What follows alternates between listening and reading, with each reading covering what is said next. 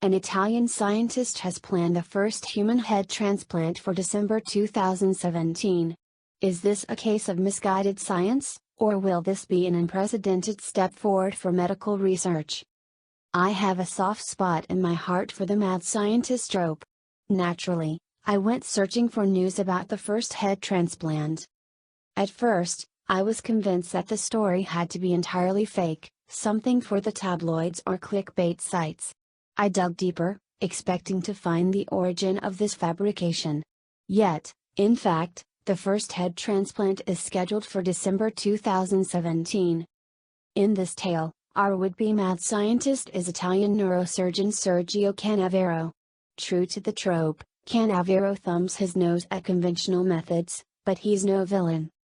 The good doctor has aspirations to give mobility back to the immobile, and even though many in the scientific and medical communities scoff at his latest endeavor, they have nonetheless heard him out and have published his detailed plans in the journal Surgical Neurology International.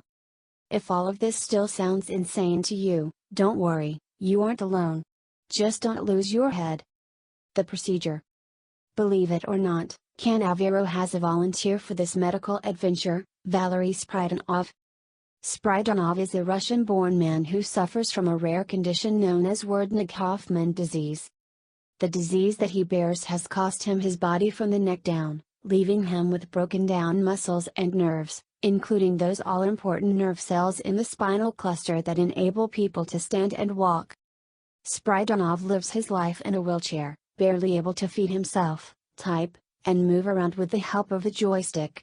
It's a fate I can't even begin to imagine. Yet, it's a good indication of why he might volunteer for history's first head transplant. Heaven, head anastomosis for transplantation. First, Canavero and his team will need to round up the body. They will need a young, brain-dead male patient. Unfortunately, Foralaco is illegal now, so fewer ideal candidates exist. Once they have permission from the family of the donor, Spridonov's body will be cooled to 50 degrees Fahrenheit to slow down tissue atrophy, giving the team about an hour to perform the transplant before his brain dies. Then, both patient and donor will have their heads simultaneously removed with transparent diamond blades. This is a critical juncture because of the aforementioned time limit, and it will require a custom-made crane to carefully lower Spridonov's head onto the donor body's neck.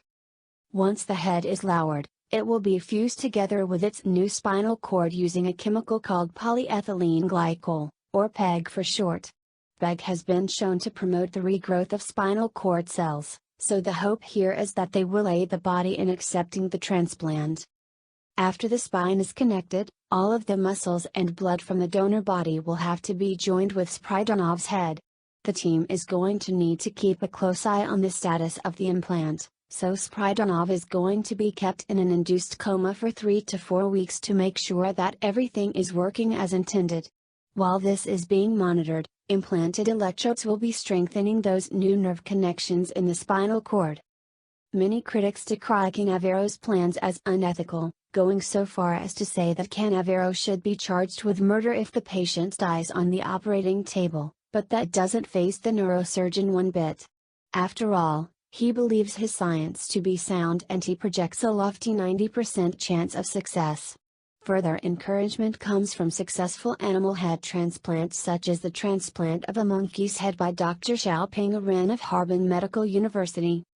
Regardless of the public perception of such an endeavor, Canavero and Spridonov are hopeful that the procedure will be a success.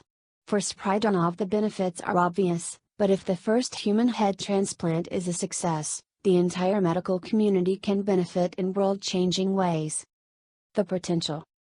I'm just going to come out and say it, if the head transplant is successful, how long until we can actually put our heads on the robot body? According to Canavero, the procedure could also potentially extend someone's life. The basic idea is that if your donated body is younger than your original body, you are just adding years onto your life. I find that claim to be dubious, but I will admit that there is a bit of quirky logic to it. Whatever the benefits are, we won't know until Canavero performs the surgery. If it isn't successful, then Canavero will have some serious explaining to do with the entire medical field.